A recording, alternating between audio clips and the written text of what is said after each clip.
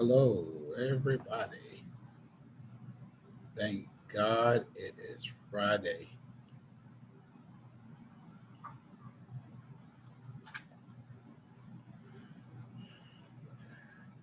Thank God it's Friday. Hello, everybody. Thank God it is Friday.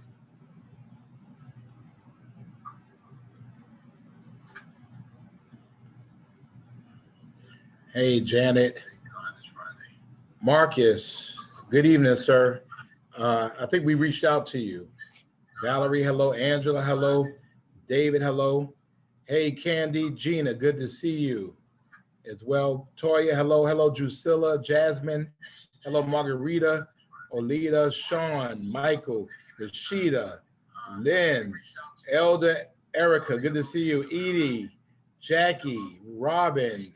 Oh, wow, it's slow. It is blowing me up. Wait a minute. Let me slow this down a little bit. I, did I see? I saw Michael. I saw Sean, Edie, Lynette, Jackie, Robin, and Karina, Alicia. Good to see you. Hey, good to see you, Faith. LaJoy. Hey, how you? Good to see you. Priscilla, good evening to you. Hey, Brent Grant. Good to see you. Um, Roy, thank you. Hey, Mother Sheila. Jinx Odom, good to see you. Thank you as well. Let's see. Linda, hello. Shauna, hello.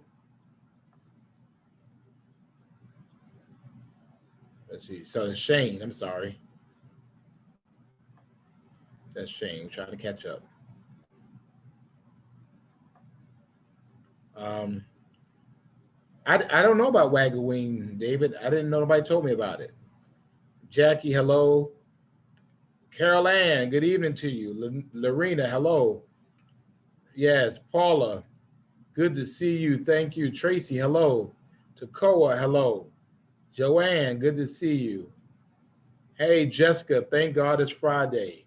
You mind if I loosen this a little bit? Gloria, hello. Arlinda, thank you. It's a blessed week. We made it through. Sheila, hello. MG Steele, thank you so much. Toya, hello. Rose, thank you so much. Hey, B. Lynn Roberts, good to see you, Brenda. Lynn, hello. Lenora, hello. Shane, hello. Clifton, Tracy. Oh, hey, Tracy. Hey, Loretta Allen. Hey, Twin, how you doing, sir? Sandra, Royce, hello, good to see you. Okay.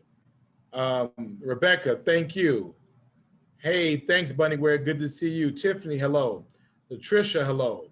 Molly Lieberman, I was so happy to see you today, Molly. Ray, hello. Elena, hello. Linda, yeah, I think I got it fixed now. Catherine, hello, ma'am. Christy, hello. Al, hello. Bernard, hello. Takoa, hello. Tracy, hello. Maggie, hello.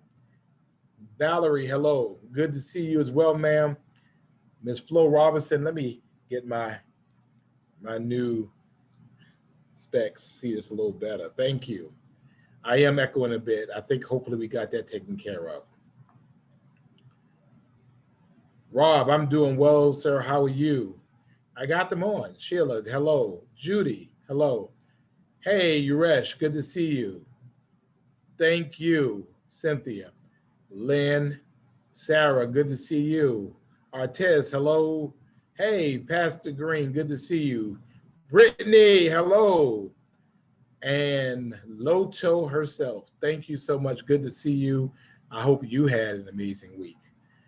Um, Alan, oh yes, sir. I did get the package. Thank you very much. For real, for real. Michael, good to see you. Barbara, thank you so much. Hey, Nick Palumbo from District 4, City of Savannah. I'll tell you about Nick in a moment. Michelle, good to see you. Um, Suave, Angie from the DMV. Hello, Angel. Hey, Angel. Hey, Miss Adele and Miss Amira. Good to see you all. Uh, hey, Madame Gloria Bragg, good to see you. Sophia, all the way from Augusta, Georgia. Hello, Michelle, all the way from the ATL. Thank you for joining us. Tracy said it right. Vote everybody. Sherry said hello. And Valerie saying hello to everybody. Marsha says hello. Thank you, Cheryl. I appreciate you. Uh, let's see. Um, and Angela. Um, Andre, good to see you, ma'am. Nicole, good to see you as well. Camilla, hello. Joyce Parrish, good to see you. Arlene, and good to see you, Angela.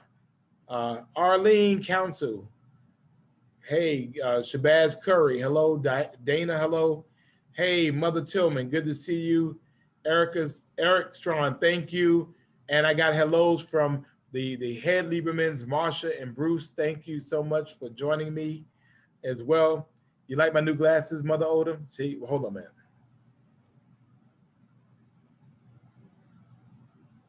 They hooked me up. They really did. So they did. Thank you. Y'all made so much fun of my old glasses. We had to go get some new glasses. So go right on MLK. And hey, Judge Colbert, thank you so much, and good to see you, and good to see you today at the front porch, celebrating 2 years. Hey, Dr. Harris, good to see you as well. Hey, Ethel Gibbs Bradshaw, it's good to see you, my neighbor. Audrey Baker, Trudy Jones, Maria, good to see you. Diana, thank you so much. Brenda Middleton, I haven't seen you in forever, and I don't think you like me anymore.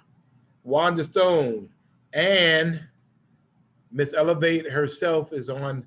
Miss Cortina Pollen, good to see you, ma'am. For real, for real. Hey, Miss Annette Mitchell. Jen, hello. Natalie, hello, and congratulations on your new grandbaby, Grandma. Kim, hello. Thank you.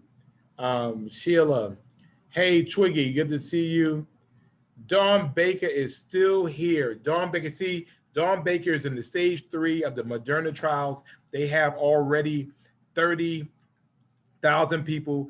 Dawn Baker was the first person of the 30,000 people to do the Moderna trials. Dawn Baker is still here. She is looking as fabulous as ever. And I saw her today, as a matter of fact. I was named this week as being a community star by Savannah Tech. And it's always a blessing to have. When Dawn Baker reads your bio, you know you got it on, because she's gonna pronounce everything right. So thank you, Dawn. I appreciate you, and you were a star before me, so I appreciate that. Thank you, Arlene. Hey, Lorena said they love me in HL. Thank you, and I'm glad you voted, Dana. Hey, Robin, from all the way from Kansas City, Missouri. Good to see you. Latrice, good to see you. Thank you, Sheila. Sandra, good to see you. All right, First Lady Tillman. I just call you Mother Tillman because that's just what I do. And all the way from Akron, Ohio, Brenda, thank you for joining us as well. Lynn, thank you for joining us. And why are people calling me when we know we don't do this? We don't answer phone calls when I'm on my date night. This is our time together. So Cynthia, good to see you as well. Tom, thank you so much. I'm going to talk a little bit about that, Tom. I'm going to talk a little bit about that. What's up, David Johnson? Good to see you. Vicki Nelson, the Honorable Vicki Nelson, District 2, Hinesville, Georgia, my sister and friend. Good to see you as well.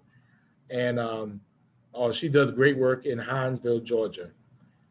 Thank you, Uresh. Hello, C. Nicole.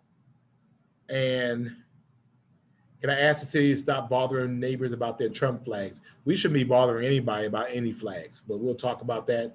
Diego, buenas noches to you as well. Lorraine, I'm glad you and your dad was talking about me, hopefully talking good stuff about me. Cammie, good to see you as well. Yolanda, thank you for joining us. C. Nicole, I spoke to you earlier. Check, I did. I spoke to you. Don't be like that. You're special. Diane, hello, good to see you. Audrey, hello as well. Um, let's see, what else? Hey, Ryan Pacheco, good to see you. Krista, hello. Um, Kennedy, good evening to you. Iris, evening to you as well. Terry Mobley, she joins us every Friday. Thank you for joining us uh, as well as Ricky Temple. We'll tell you a little bit about him in a moment. Georgia Walters, thank you. Merchants on B is an amazing place. They have like over 115 vendors all in one place on B Road next to the Salvation Army. Go by there and check them out. Check them out. It is an amazing place. Um, so thank you. Um, let's see. Thank you, Jenny. I appreciate you. Miss Angie Brown, thank you for joining us as well. We appreciate you. Sean, good to see you. Tanya, hello. Daisy, hello. I'm glad to see you on here as well. I'm sorry, Vicky. Vicky's with District 3 in Hinesville, not District 2. She texted me and got me right real quick. I'm sorry. She is District 3 in Hinesville, and I know how that is because I know how I was when when I was with District 1 and somebody tried to put me in another district. So I get you. Joan, hello. Jerry, thank you for joining us. We all agree Dawn Baker is awesome. Shonda, hello. Hey, Tamara, good to see you. Mama Frankie, thank you. Thank you for blessing me, Mama Frankie. I just realized that you blessed me in a real way. Thank you so much. I really appreciate you. There was another way that you could have blessed me. There was another way. You didn't do that way, but we'll talk about that a little later. Jason, thank you. Linda King, hello. Joan, hello. Oh, Nicole, you said on Messenger, okay. Hey, Ivania, good to see you as well. Thank you, Lorraine. Loretta, thank you. Anthony, hello. Hey, Clara, Katrina Williams, and Katrina Foley. Katrina Foley is watching all the way from Costa Mesa, California. So thank you. Hey, Dr. Sharon, thank you so much for joining us as well. Erla, thank you. Larissa, thank you. Hey, thank you, Carol. Always a pleasure to see you as well. Pamela, all of you, let's go ahead.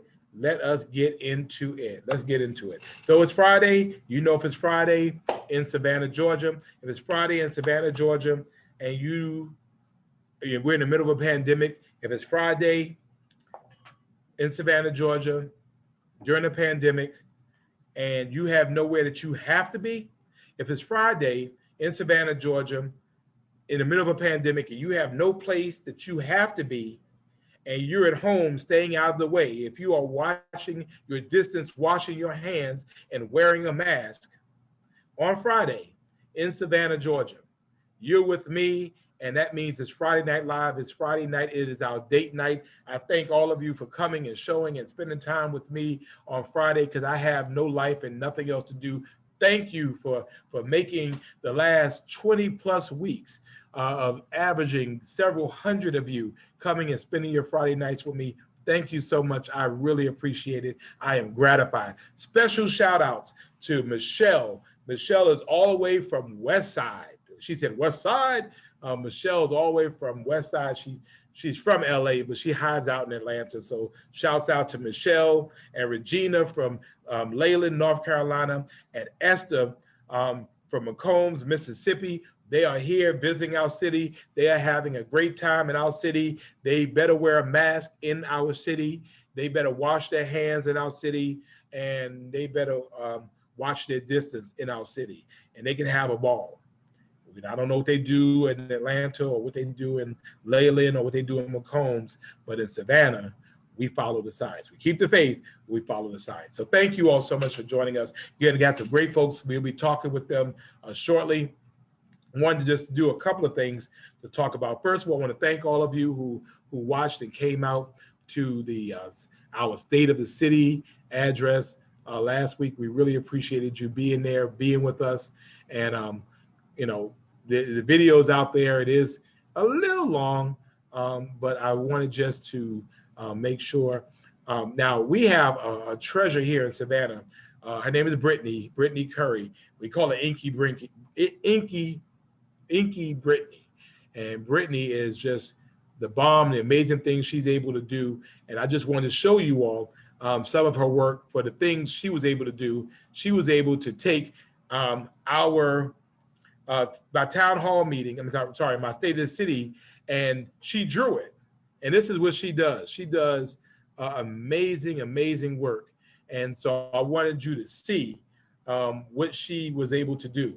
And so this talks about some of the things that are basically all the things I talked about. We talked about that it was 9 days, 20 months ago, and yet we're still building our arena. We're Savannah Strong because we show Savannah love. It highlights some of our task force that we have here, Working Savannah, Proud Savannah, Housing Savannah, Real Savannah, Ola Savannah, Savannah Cares, Savannah Faith, and Arts of Savannah. And so I wanted to show you some of her amazing work. And we talked about some of our capital projects in our districts, our Summerside Park, our Broughton Streetscape, our Harmon Creek Park, our Highlands Fire Station, our Mohawk Lake Park, and our Holly Heights Park. We talked about our financial state of our city. We talked about our places of peace, recreation, and gathering that was made possible by our SPLOST project, and that we have been recognized over and over and over again for excellence in financial reporting and accounting and budgeting. So, so I just wanted to show you what she did. Then we talked about accessibility and how we can get better. We talked about how now I do Friday Night Live and how I do Saturday morning updates and how I do Tuesday news conferences and how we're streaming on Facebook Live and YouTube. And we've moved the time of the meetings from 2 o'clock to now 1 in the evening. We've talked about some of the things we're doing and the cleanups we are doing tomorrow. We talked about some of our challenges. And we do have some challenges, and we have some budgetary challenges. We still have to choose a city manager, and we don't know what all of this is going to look like. But I wanted to just send a big shout out and thank Brittany for what she did for us. And I posted it so you can take a closer look at it. And you can go to her website, inkybrittany.com, inkybrittany.com. Thank you so much, Brittany, for that. So wanted to talk about, and I mean, voting is important. So yes, plenty of time for you to go ahead and vote tomorrow here in Savannah. You can vote at the Civic Center. You can vote at the voter registration place Saturday and Sunday. So it's no excuse. Let's go ahead and vote. Get your absentee ballot. Do what you got to do. You have got to vote. If you ever, I mean, we say all elections are important, and they are, but if you ever wanted to know about a consequential election, this is a consequential election for so many reasons. And so we need people to stand up. I mean, if you're going to complain on Facebook, then at least vote. Let's try voting. And then get your flu shot. I'm going to get my flu shot. I'm still working on getting that done as well. So we appreciate that. And our COVID numbers are still starting to increase. And so it's important for us to make sure that we're very, very careful. But what I really want to talk about tonight, and hence the aforementioned Alderman Nick Palumbo, I was almost a little late. We were at Memorial Hospital. Again, another shootout over on White Bluff, cars shooting each other. Several people hit, and one of them is a 5-year-old. And we wanted to be present in that moment to be with this little girl who was not old enough to articulate what had happened to her, to be with this mother and be with this family. The young lady, she'll be fine physically. But, you know, I don't know. Last night we were over on the east side, people shooting at each other, and uh, bullets all over the place, hundreds of yards away, bullets going through windows into people's houses.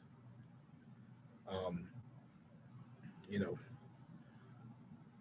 we're not going to tolerate it. If you all want to shoot and kill each other, you go out in the field and you go back to back. You take 5 steps and you turn around and you shoot. Some of this is hampered by the fact that Georgia continues to have some of the most liberal gun laws in this country.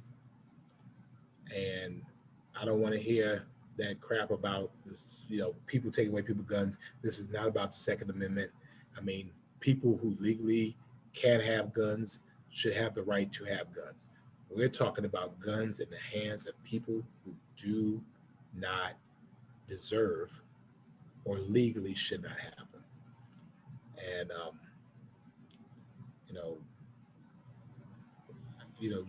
you know, we just, I mean, at the end of the day, police don't stop shootings. People stop shootings. And so, we can have 100,000 police officers. The fact of the matter is, as I've said time and time again, is that if you love your sons, and I'm talking particularly sons because these are our males, and let me be more specific. These are black males. These are people who look just like me. People who are destined to be kings, created to be kings, that are engaged in deadly acts. If you love your son, your father, your brother, your grandchild, and you know that they're involved in this type of life, I'm again pleading with you. And we've been blessed because we have not had the number of homicides that's commensurate with the number of shootings. I need you, if you love them, get them before the streets get them. Get them before the streets get them.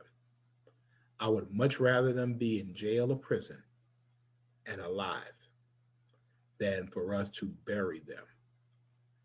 They're engaging in dangerous behavior. And I've already said very, very clearly to our police chief that our streets are going to be hot, because the fact of the matter is, we are tired of being victimized by the fact that you cannot control your anger or your temper, or you don't know how to peaceably resolve disputes. So I don't want anybody calling me to say why the police are doing this or the police are doing that. I mean, we're going to follow the law. We're going to respect the Constitution. People will be treated fairly, but we're not putting up with the foolishness. And I promise you, parents, if we find out that you are harboring this type of behavior or people doing this type of behavior, we're going to file charges against you too. And I'm dead serious about that. Because you don't, as Alderman Palumbo says, you don't look, you don't unsee a 5-year-old in a hospital knowing she's in pain and not able to, not even knowing what happened to her.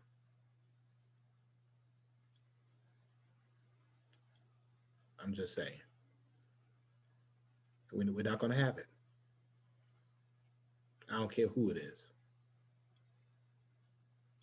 If my mother is walking around Savannah shooting, I'm telling on my mother. We have to, we can be so principled and so um, righteously indignant.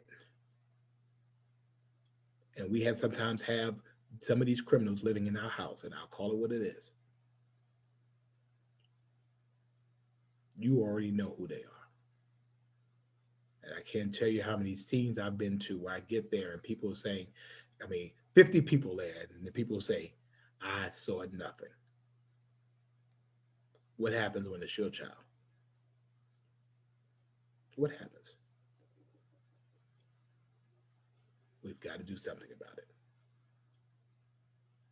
And again, I will approach our state legislature, our state senators, and our state representatives because our gun laws here are too lax.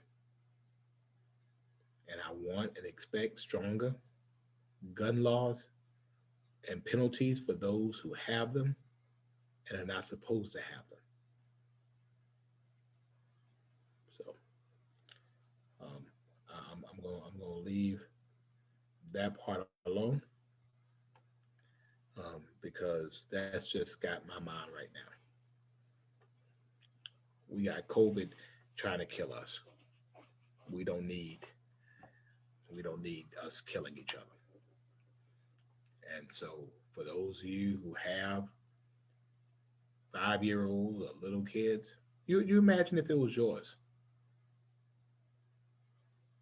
She ain't do nothing to anybody. Nothing. Anyway. So yeah, I'm kind of done today. So want to go on and introduce our first guest who could probably, if I was in need of motivation, this young man helps me in more ways than you know to put things in perspective. He is a friend, a brother, an advisor, a mentor. He is someone that certainly we know is a jewel to Savannah and worldwide. He has a worldwide ministry. And he is Dr. Ricky Temple of Overcoming by Faith Ministries. You can see him on WTOC with motivational moments or something like that. But he is someone who just always has the ability to speak sense sometimes in senseless situations. So we're glad to have Pastor Rick with us. I think he's with us. Pastor Rick? I see. There you go. Hey, now I see you. Okay. Now you can hear me. Yes, sir. I can. How are you, sir? I'm doing great. Let me get my stuff straight here. I'm doing great. Good to be with you. Thank you. I appreciate you taking the time. I know you have your days very ordered out, and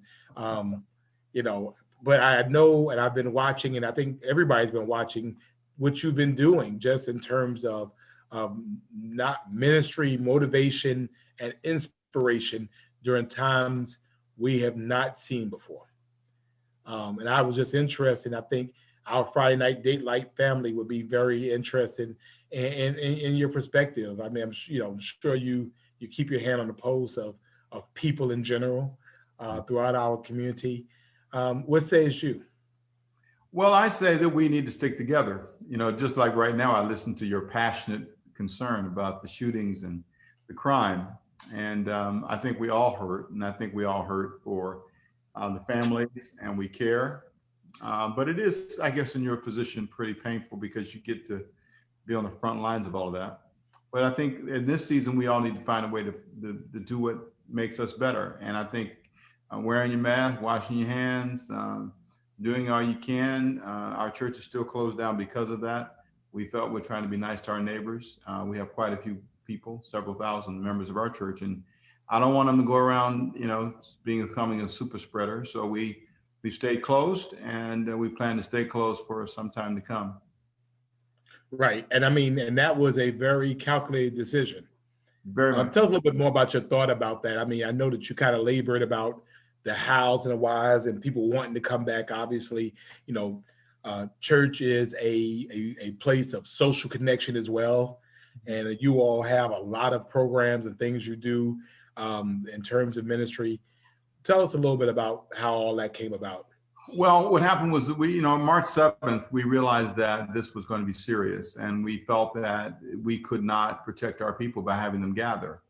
And we wanted to wait to see what the science would say. You know, one of the criticisms of church in particular is that church is a book called You Lost Me, and it chronicles the reason people don't go to church. I don't know if you know, 80% of people don't go to church. Only 20% go to church in America. And according to the report by the Hathaway Group.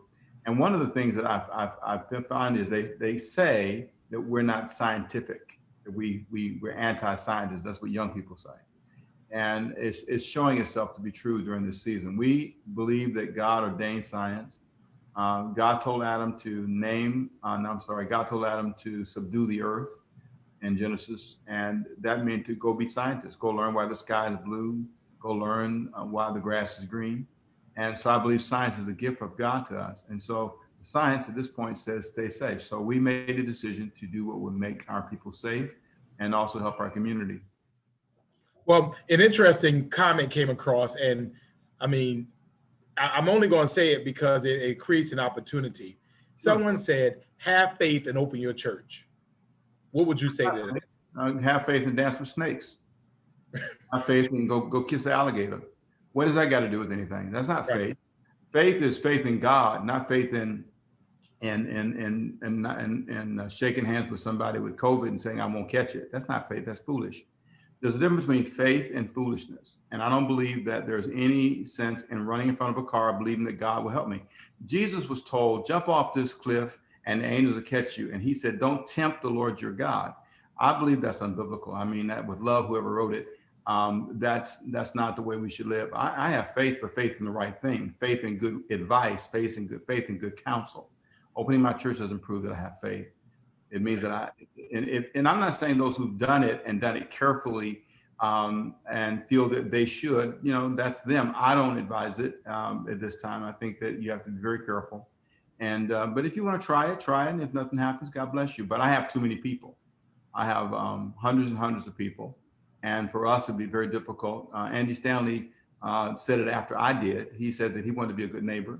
And he has thousands of people. The bigger you are, the more complicated it is. So I think I don't advise people to do it. And the big churches that have done it, most of them, not all of them, have had a lot of COVID cases. Right. Now, I only mention this because somebody came on and said, say it. And I think her name was Diane Temple. So you might know her. so you have an amen corner. And the person who said it, I'm sure, is a sincere, wonderful, godly person who really wants to admonish faith. And I'm not trying to say that that's not sincere. I just think that you have to be practical and understand that just like Jesus didn't jump off the cliff to prove he had faith, I shouldn't either. Right. So, and that extends to mask. I mean, we've talked about mask and saying, you know what, how simple is that to wear a mask? And, and we've gotten to that same type of conversation about, well, you have faith, you shouldn't wear it, you should just, and it's like, really? Well, first of all, it's got nothing to do with faith. It's no more than when you buckle your seatbelt. There's nothing wrong with doing what you can do to protect yourself. I think you have to be wise, count the cost, take precautions. The Bible is full of examples about using wisdom. So, I mean, taking a mask and putting it on when you're in a circumstance that requires that, I think is smart. I have one in my pocket all the time. I have one now. Always have a mask. I think you're home. I think you're okay. I'm saying, yeah, I know, but I figured you'd talk about masks. So I have my mask. I always have it. And, and it's amazing how people have made this such a big deal. If you don't want to wear one, that's on you, but I told somebody just today, I said, listen, let's say you encounter somebody and you're asymptomatic. You can give somebody COVID. I've dealt with dozens of cases in the last several months where people have died, people have infected their kids, their grandkids have infected them. And sad to say, some have lost their life. When you deal with it as much as I do, you realize this is not a game. This whole idea of us being divided over this is a bunch of foolishness. It's not wise. We are in this together. And so I'm not out to fight anybody. I'm out to help everybody. So, right. So Friday nights, we get together. This is kind of our date night with several hundred of my best and closest friends. And I think, as you said, we're in this together. And I think, Fridays helps us to get through this together. It's been, almost 30 Fridays that we've been doing this. But people come literally with their gas tanks all run out. We're in times we have not seen before. We're dealing with things we've never dealt with before. We're kind of separated from people. Every time you look, it's something else going on and a new thing. What would you say to folks that need a little motivation and inspiration? What's your inspirational moment for us? Well, I'm doing a sermon Sunday, and it's called The Power. I'm talking about the power of isolation. And I'm teaching from the book of Judges, chapter 6, on Gideon. There is value in being isolated. There's value in being alone. You get to meet yourself in a different way. I've gained a lot during this season. It's been painful and difficult.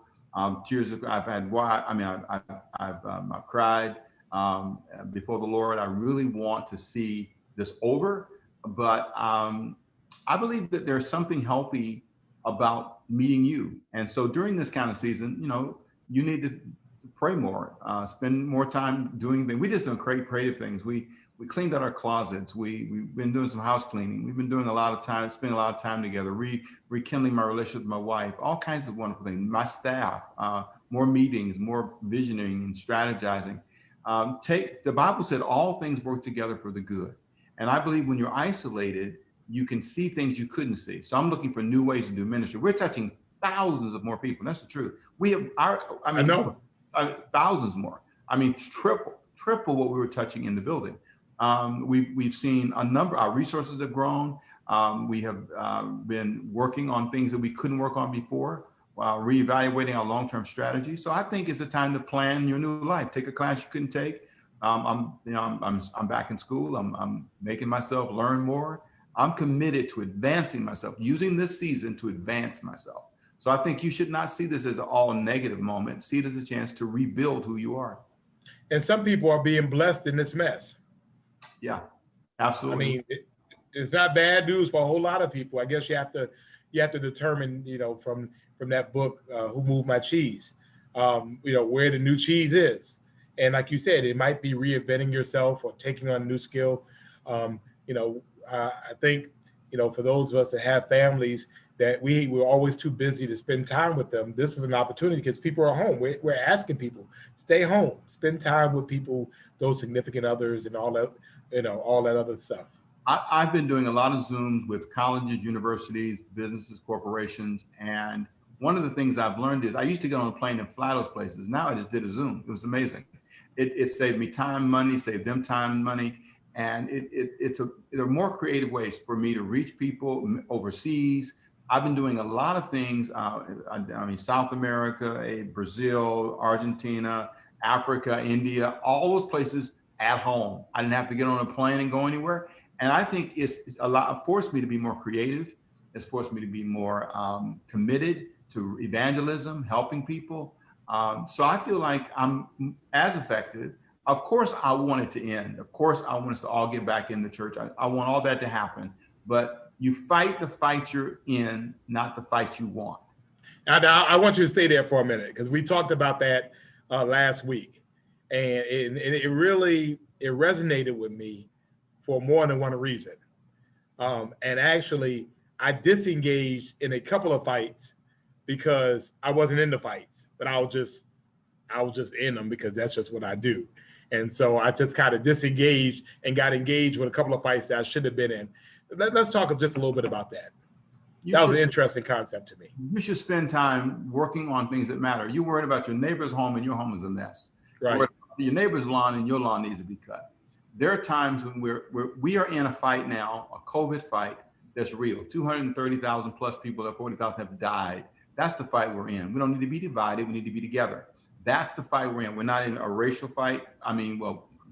In some ways we still are. We're working on that one. We can all get together, I believe. But fight the fight we're in and try to resolve our racial issues, try to resolve our money issues, try to resolve those things instead of nosing around things that don't matter.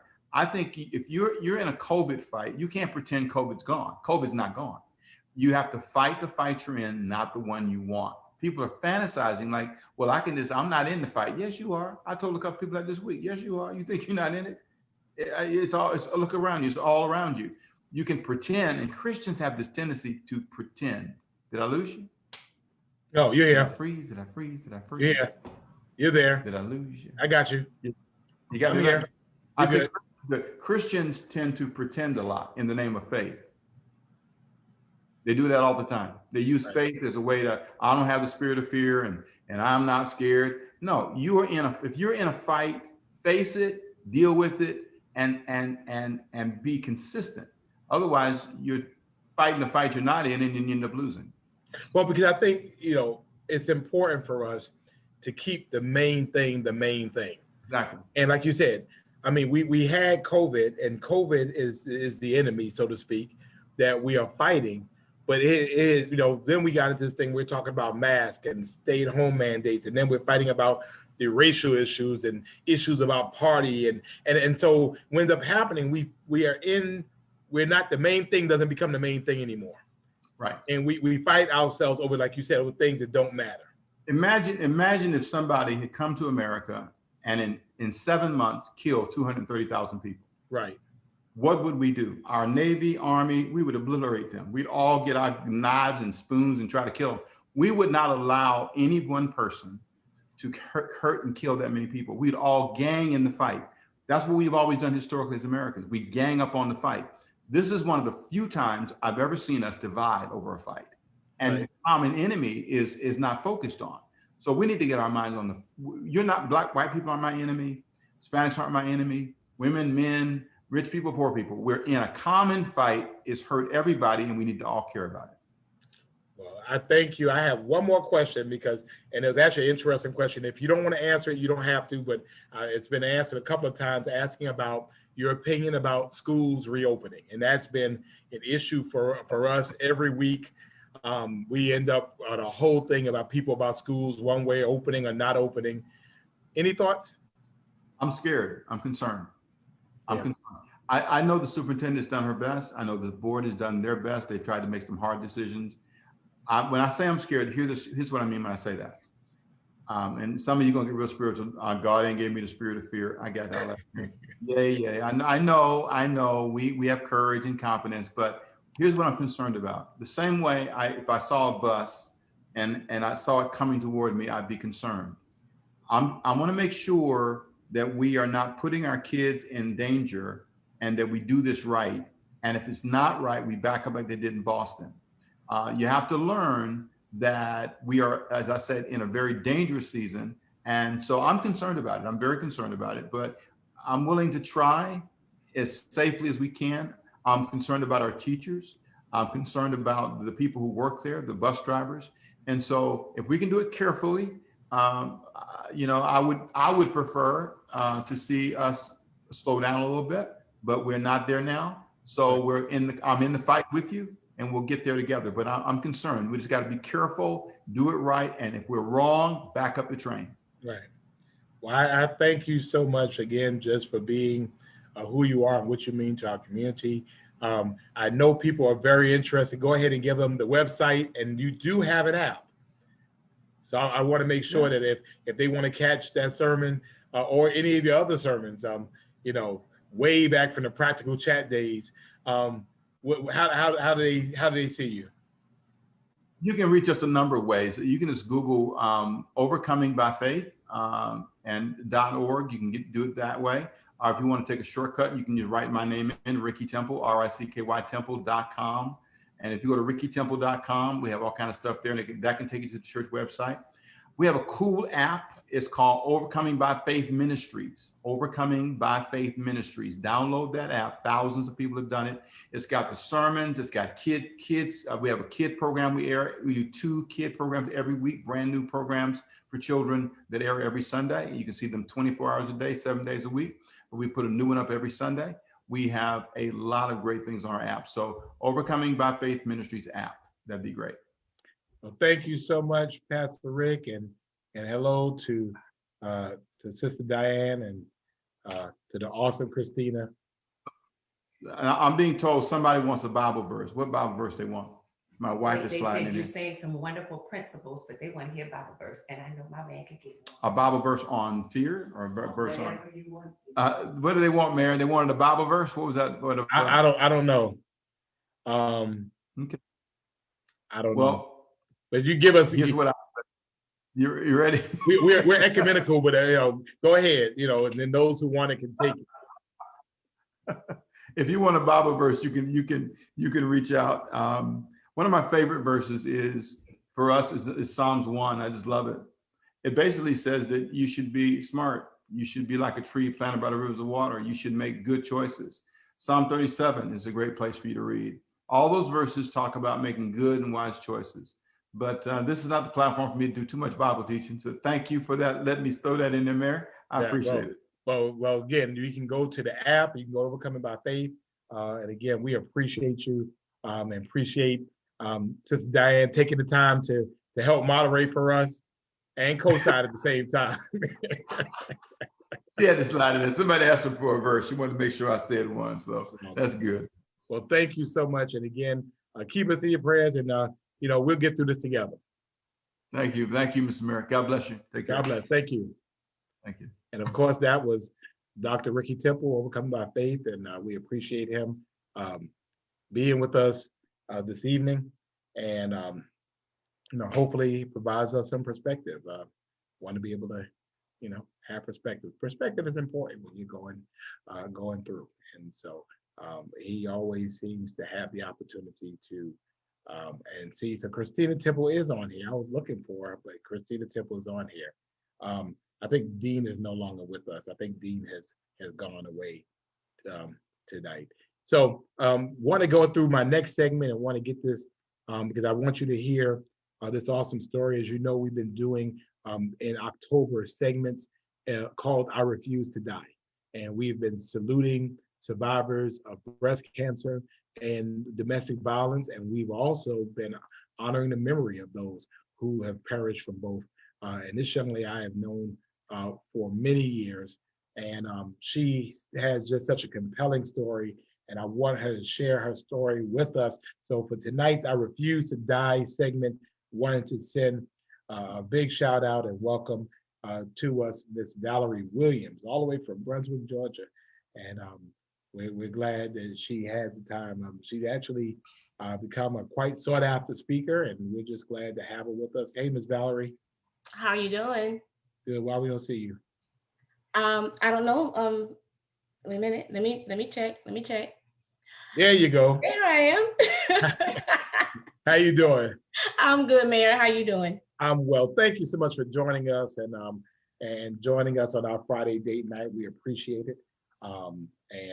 Again, we've been talking this month about I Refuse to Die and really supporting and celebrating survivors. We know we have survivors out there. We have some that will be survivors. And we know that you have, and I know for the years I've known you and I've heard the story, that you have a compelling story. Yes. I wanted you to share it with everyone. And then we'll talk about what you're doing now through your foundation, and then how we can help to inspire other people to survive as well. Wonderful. Well, I'm always here for you. I appreciate everything you've done. We've been friends for a very, very long time. And you're right. Right after my incident, you were there. We met, I think, a couple of months after it happened. But anyway, with this being Domestic Violence Month, I would love to share my story, because my story is a different domestic violence story. It's not the norm, abusive, being a battered woman every day, going through it for years and years. It is not that. And a lot of times we think that domestic violence has to be ongoing. And my life is proof that it can happen one time. And the one time can end up in you fatally, losing your life. I was married for 8.5 years. We were together about 12 altogether. And we had a 5-year-old daughter and a 7-year-old son. We were not getting a divorce. We were not going through anything. He was never abusive, never hit me, never talked down to me. This particular day, I went to work. He didn't go to work that morning. I went to work, got a call about 10:30. He asked me to bring the family van to him because he wanted to run some errands around lunchtime. I left lunch, had a girlfriend, a coworker, to follow me. She was maybe about about 10 minutes behind me that morning. And I took him the van. And when I got there, I went upstairs and got changed shoes and grabbed my pocketbook and headed back downstairs because she was blowing the horn. So I peeped out the blind to make sure it was her. And he jumped off the bed and he was like, "Who is that?" And I said, that's Beverly. She came to give me a ride so you can take the van." Headed downstairs, got to the front door. And when I got to the front door, I reached for the knob and he kind of pushed my hand down. And, I'm like, "Come on, stop playing. I got to get back to work." And so the second time he kind of stood in front of the door. So I'm kind of pushing him a little bit. And I'm like, "Move out of the way." And he popped me the second time. And so now I'm like, got an attitude and all, trying to push him out of the way.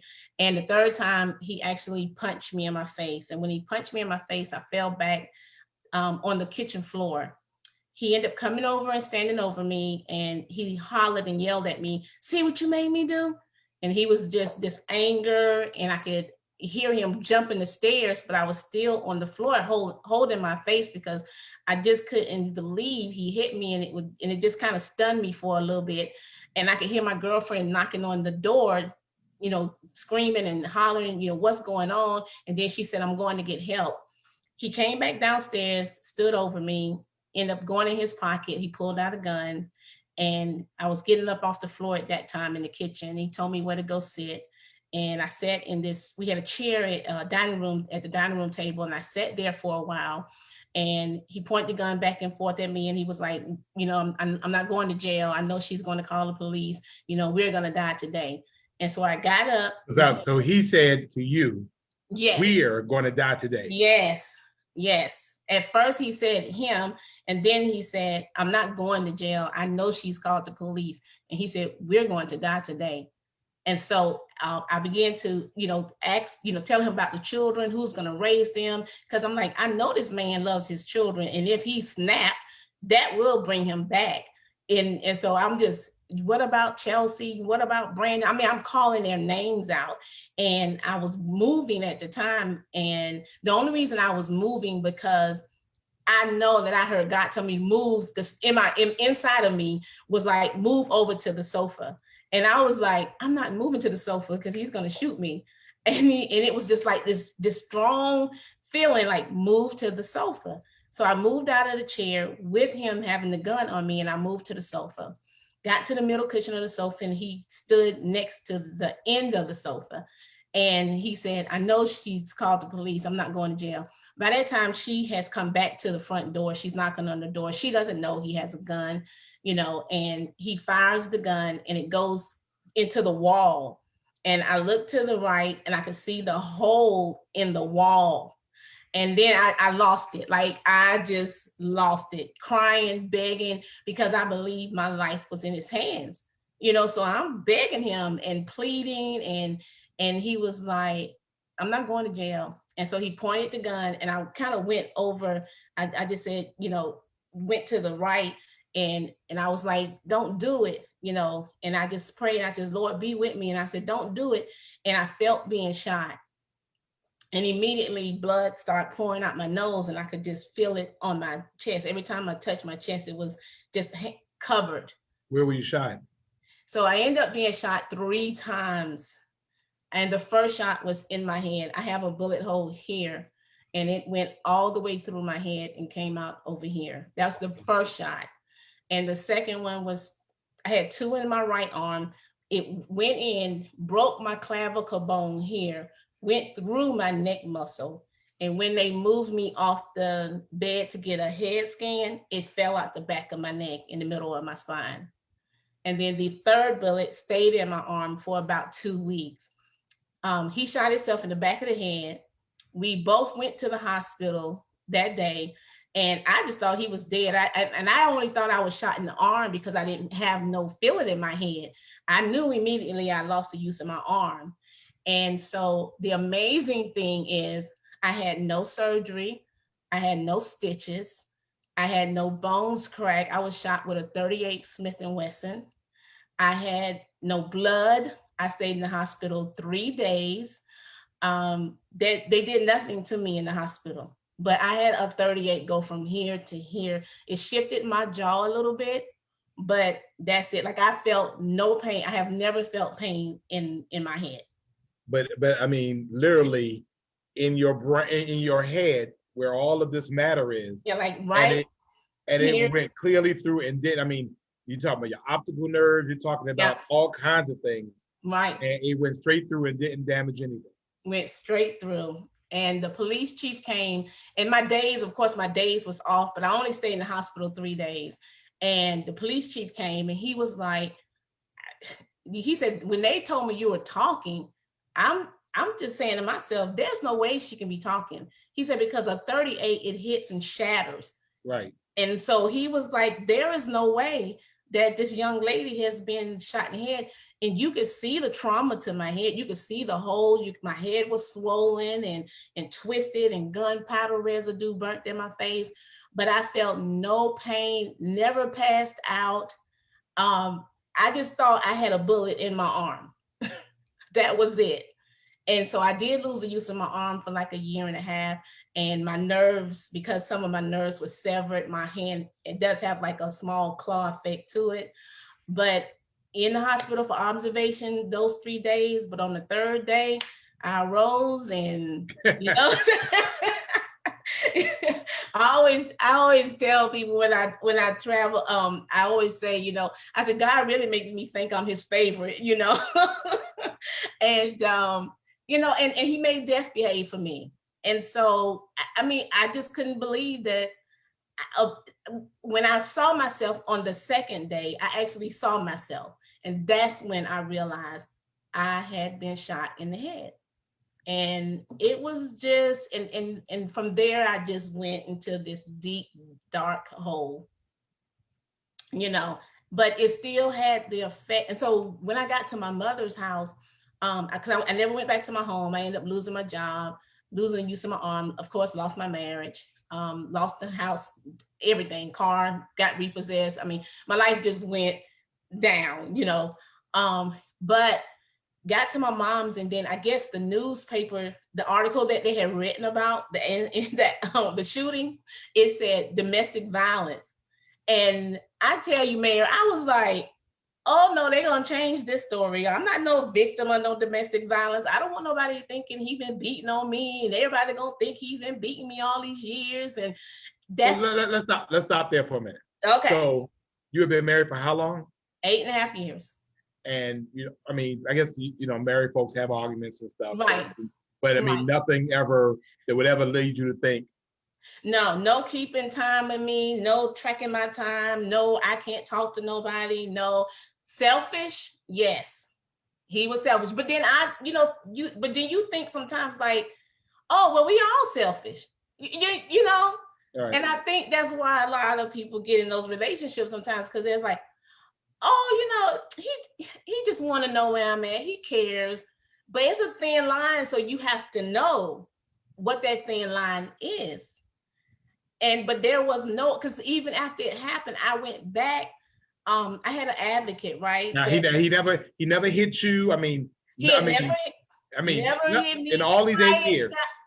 Quiet guy, I'm telling you, quiet, selfish now. Like tantrum selfish. Right.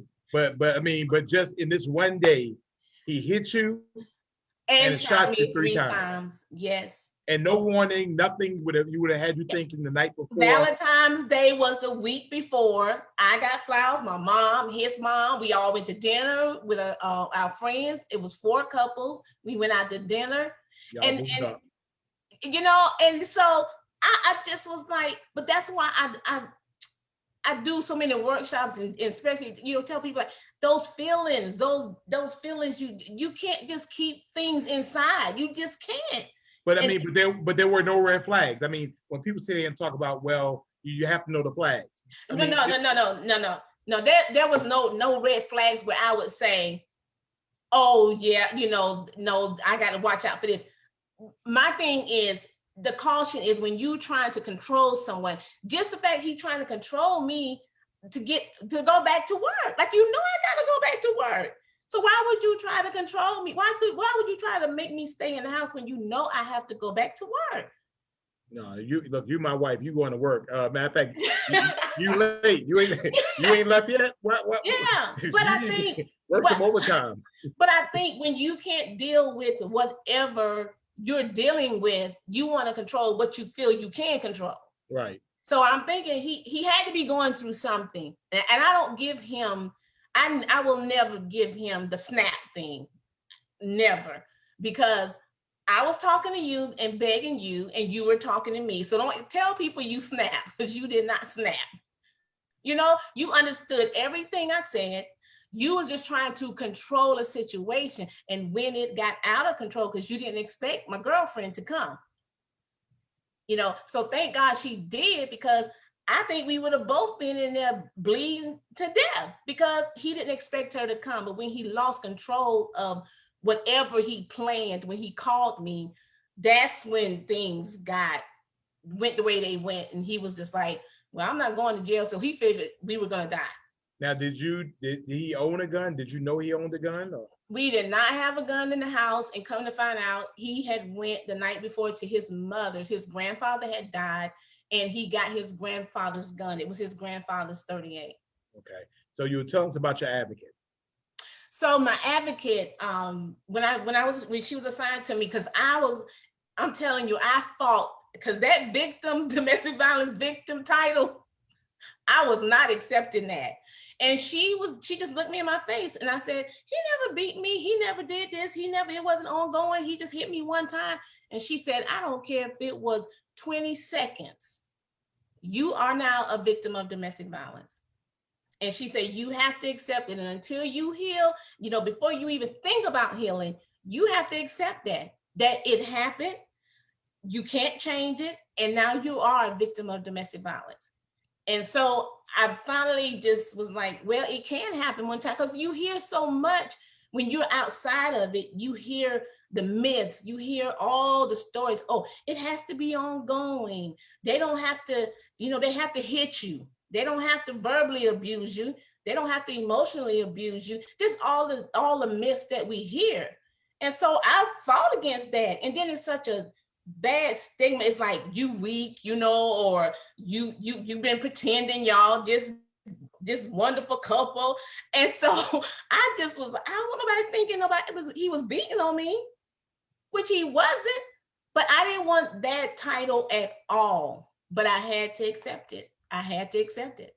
So we talk about turning pain into purpose, into power.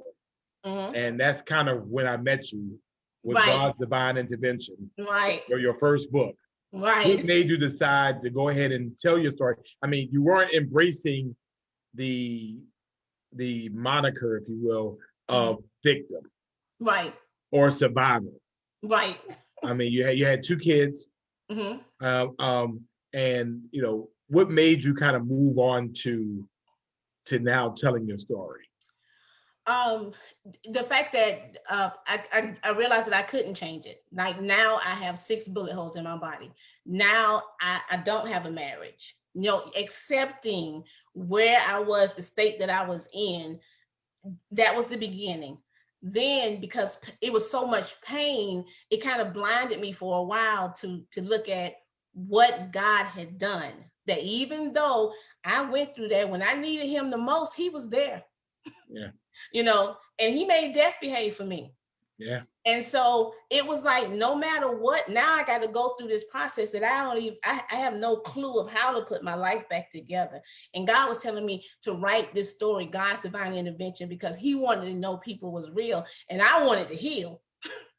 So it was either write the book. And at first I fought against it. And then he finally was like, I want you to write it while you're hurting. I want you to write it while you're broken. I want you to write it while you don't know what's going to happen tomorrow. I want you to write it because right now you writing by faith. Everything you doing is by faith.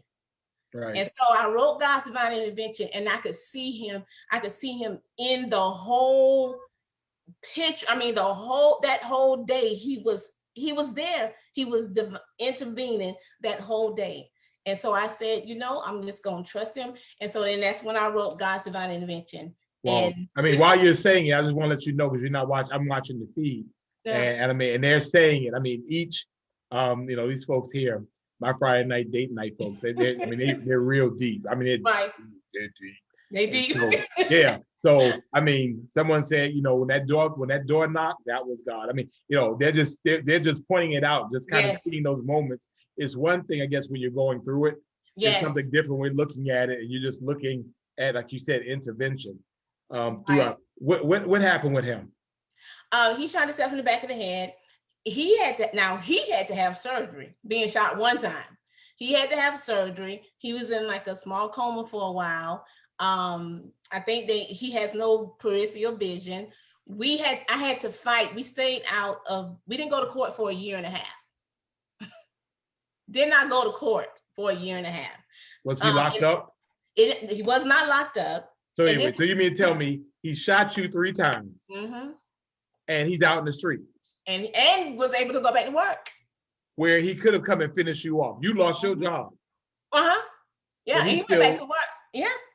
And I was but this was another God's divine intervention too, because I was so focused on it was my job to put him in jail. It was me. It was my battle to fight. And my pastor at the time was like, it is not your battle. This is not your battle. And I was like, oh, yes, it is, Pastor. You know, and because I was at the DA's office like every day, and he would continue to tell me, he said, vengeance is mine, says the Lord. It's not yours. And I would and so it took us a year and a half. But then when we finally went to court, I understood why. Because now the judge asked me, are you pleased with 3 to 5 years? I said, no. Are you pleased? Wait. So the judge, Yes. the judge Asked me. are you pleased Mm-hmm. with 3 to 5 years? 3 to 5 years. And listen, that year and a half, I went back to school and studied criminal justice, right? Because God told me to go back to school. Right. I couldn't write with my right hand. And I had all these excuses like, God, I can't write. Why you want me to go to school? I don't have no money. I can't write. When I got to the college, they gave me a note taker Wow. to go to all my classes with me. Yes. Yes. A note taker. And then you're sitting in school, but somebody sitting there writing your notes. Somebody write my notes. And then I had a girlfriend that was a kindergarten teacher, and I started practicing with my left hand every day for at least 30 minutes. I made myself practice for at least 30 minutes every day with my left hand, because God would remind me, no, I left you with something. You keep saying what you lost, but I left you with something. And so it took us a year and a half to go to court. And so when we went, I said, no, I'm not pleased with 3 to 5 years, because I knew he would get out in about 12 months. Right. So he said, okay, 3 to 5. He's talking to me. And so you know how powerful I felt? You know, because I was standing there like, I'm going to get him. Like, this is the day I've been waiting on, because I'm going to get him. Right. And so he said 10 years. And I said mandatory if he do every day. But my flesh wanted to say 10 for each bullet hole. Let's just start there. That's 60, right? Then let me give you 10 for my daughter and 10 for my son, 10 for my house, 10 for my car, 10 for my arm. Ding, ding, ding, ding, ding. Right? Yeah, but God spoke to me in my heart and told me in the courtroom that I know he didn't have any mercy on you, but I did. And that year and a half wasn't about him. It was about God working on me. And so I said, yes, I'm pleased. And in my flesh, I really wasn't, but I knew that I had heard God. And so I said, I'm pleased. And when we left the courtroom, I felt, when they handcuffed him, I was like, I thought I had went cuckoo, because I felt this compassion for him, you know, and my pastor saw it on me. So he was like, it's the Lord, it's compassion, you know, don't worry about it. I'm like, is something wrong with me? Why do I feel for him? You know, he tried to kill me, but it was God.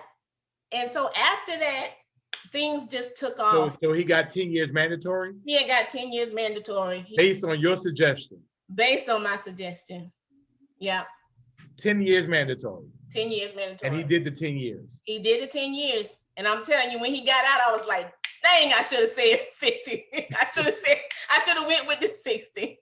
Did he ever, you know, apologize? Did he ever Obviously, the only thing- you have children together as well. Right. We have two. The only thing he said was 20 minutes of anger. He says made me lose my life. 20 minutes of anger.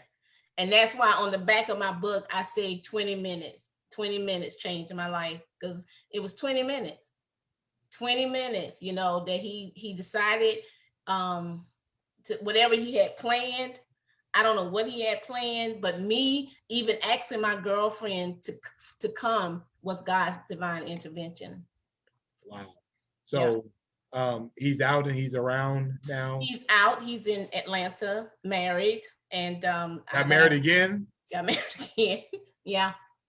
Yeah. Hold up. Got married again? Yes. When he got out of prison. Does his wife know his resume? Yeah. She does? Yeah. Yeah. Wow. Yeah, that's what I said. Yeah, but Wow. So we have people on, we hang out. Okay. This is our date night. And I'm sure that some of them may not be in the same type of relationship where things were okay.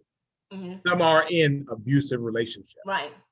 As you used to come and talk to the youth commission that love shouldn't hurt. And, sometimes it's abuse. Now, they have phones and they track, Mm-hmm. Where you are, where you're doing and who you with and all of this stuff. Yes. What would you say to somebody who's listening, who you're tugging at their heart? Mm-hmm. They feel exactly where you're coming from. What would you tell them? Talk to them. I went when I did see my name, attached to victim of domestic violence.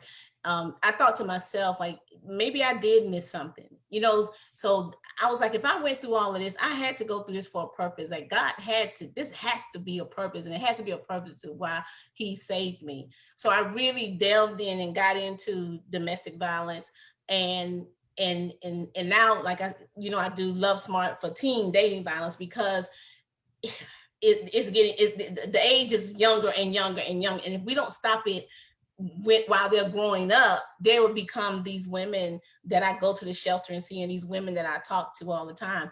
And it's hard, anybody in that situation is hard, because you become emotionally invested. And financially. And financially invested.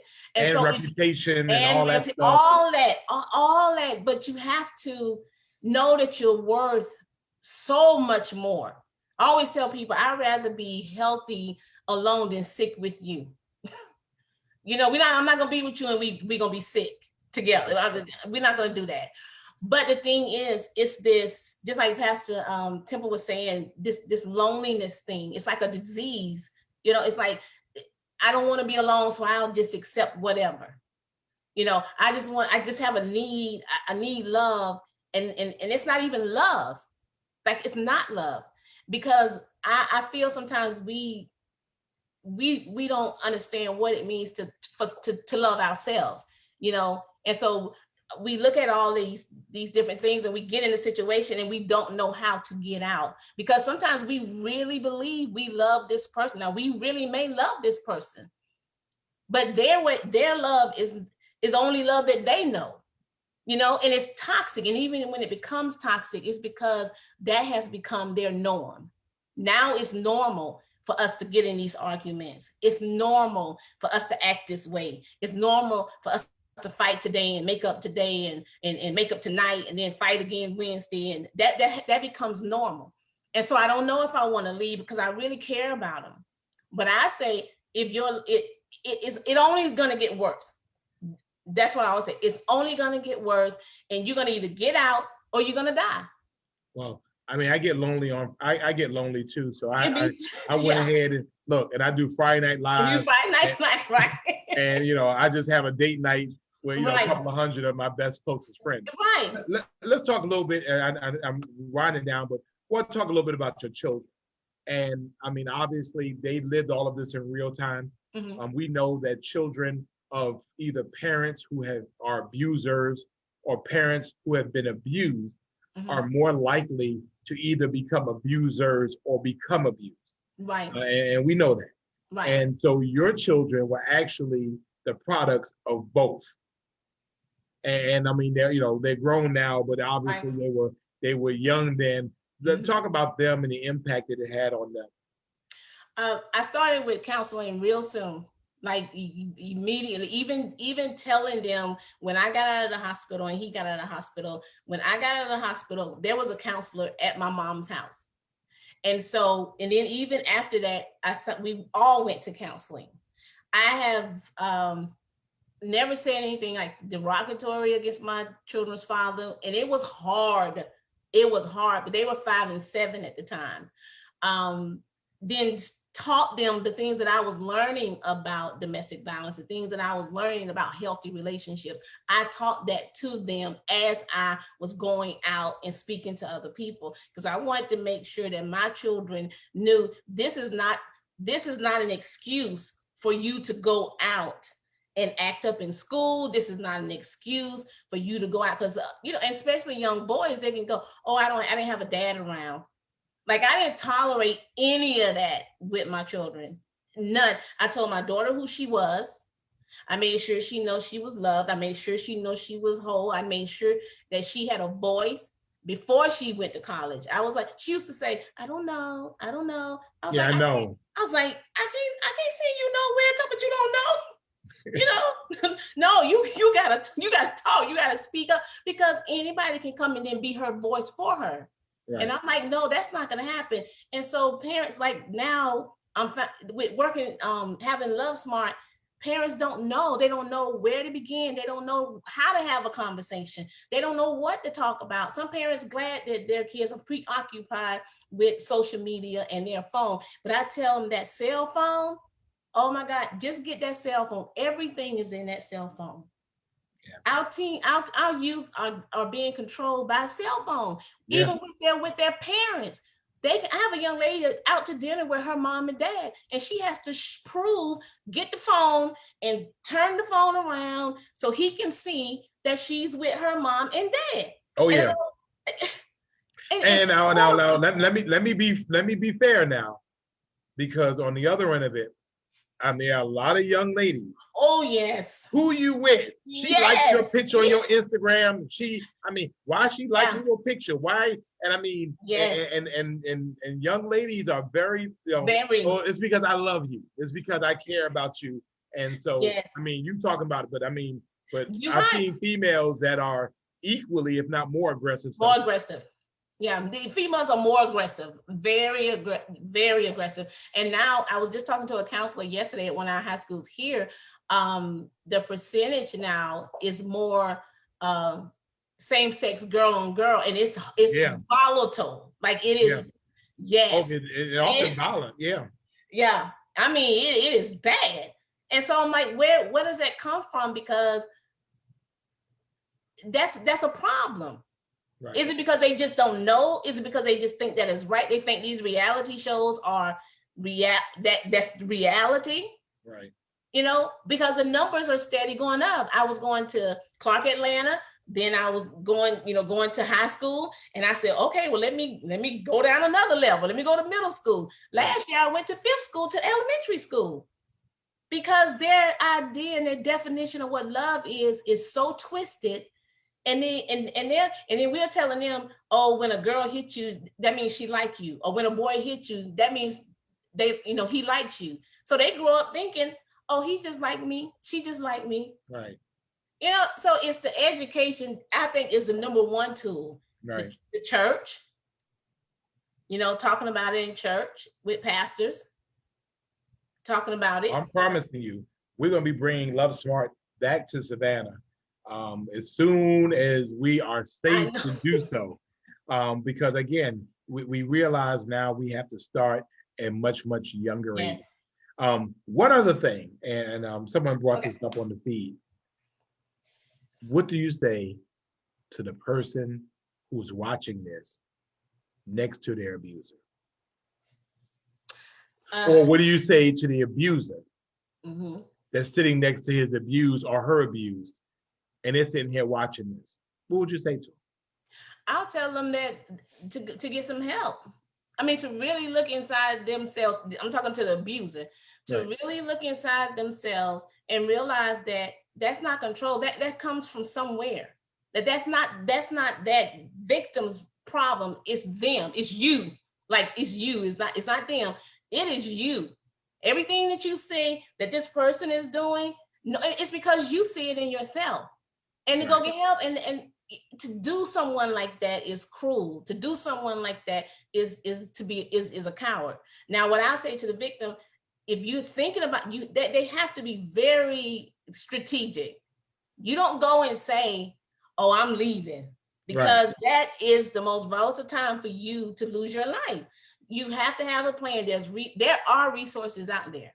There are many women that I have met that have made that safety plan, have gotten away, started over, brand new life, because they never thought in their minds that I can be free, that I can be happy, that I can, take care of my kids. I had to get on Section 8, food stamps and everything too. I didn't go through the same battering, being beaten, but that process of putting my life back together, it was the same. And sometimes you can only walk away with your life. With your life. And that's worth more than anything else. Because it's not going to, it just escalate. It's not going to change. I've had young ladies tell me, "Oh, well, he didn't choke me out this time. Or I didn't die." I'm like, what? Or I had a young lady call me maybe a month ago, wanted to know if it was abuse because her eardrum was busted. Oh, wow. And I said, "Is it abuse?" I mean, you asking me, and I just turned the question back on her. Is it abuse? Because if you don't see it as abuse, it's not abuse. Right. Well, in Savannah, we have Safe Shelter, 912-629-8888, 912-629-8888. And for all of you, I mean, you have friends, girlfriends, guy friends, you know when stuff ain't right. And sometimes you could be the biggest supporter and not be like, "Girl, you just need to leave him." I mean, no. I mean, you have to help walk them through that process. Your friend, and sometimes you just have to be there in the moment, like your friend was there in the moment for you. Right. When stuff is not right, you're helping with love. Right. And so I appreciate you, Valerie. People I know want your book. I mean, now you have 3 books, right? 5. Oh. You done. I'm sorry. I might only have the first 3. Yes. So so tell us how our folks can connect with you and how they can get the books in your hands, and let them read. Like I said, the stories bless me. Tell us how we can reach out to you. All right, I have a website page, www.valerielwilliams.org. And my Love Smart website should be up next week, and it is www.lovesmartinc.org. Okay. So it's Valerie L. Williams. If you look right above Valerie's head, you see Valerie L. Williams.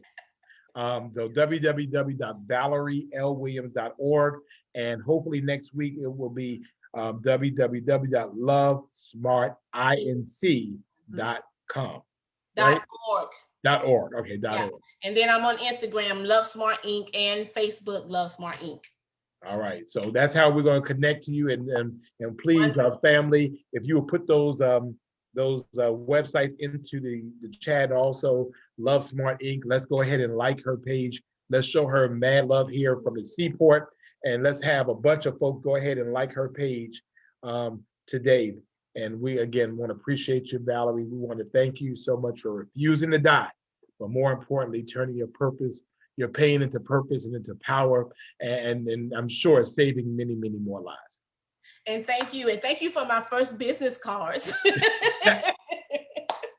Yeah. Did I really? You did God's Divine Intervention business cards. I did your first business cards? You did.